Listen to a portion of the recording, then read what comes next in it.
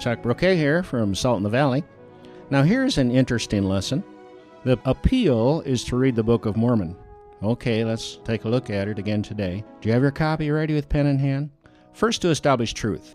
We read of Jared and the Tower of Babel in Ether 133, which Jared came forth with his brother and their families, some others and their families, from the great tower. At the time the Lord confounded the language of the people, and so on. Then the Jaredites came to America. Now here's some important chronology. In Genesis 11, verse 9, is the Tower of Babel. In verse 26, Terah lived 70 years and begat Abraham, or Abram. The next generation is Genesis 21:5, and Abraham was 100 years old when his son Isaac was born unto him. Isaac was the father of Jacob. His birth is in Genesis 25:26, and his name was called Jacob, and Isaac was 80 years old when she bare him. Jacob becoming the father of the nation Israel is first mentioned in Genesis 32, verse 28. Thy name shall be called no more Jacob, but Israel. Then one of Jacob's sons was Joseph, Genesis 30, verse 24.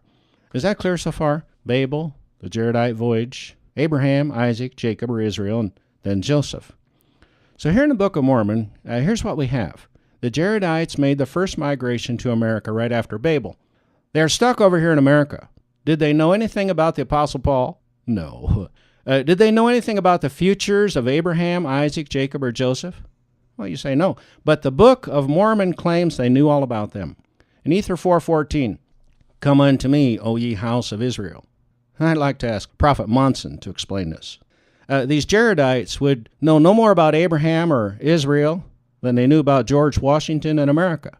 Yet somehow they knew all about Joseph, Jerusalem, and Egypt, Ether 13:6 and 7, and that a new Jerusalem should be built upon this land unto the remnant of the seed of Joseph, for which things there has been a type. For as Joseph brought his father down into the land of Egypt, even so he died there, wherefore the Lord brought a remnant of the seed of Joseph out of the land of Jerusalem. Well, you reason it out. Who really heard of the New Jerusalem back then? Some people from the Tower of Babel? No. Or was it someone from the 1800s who wrote the Book of Mormon?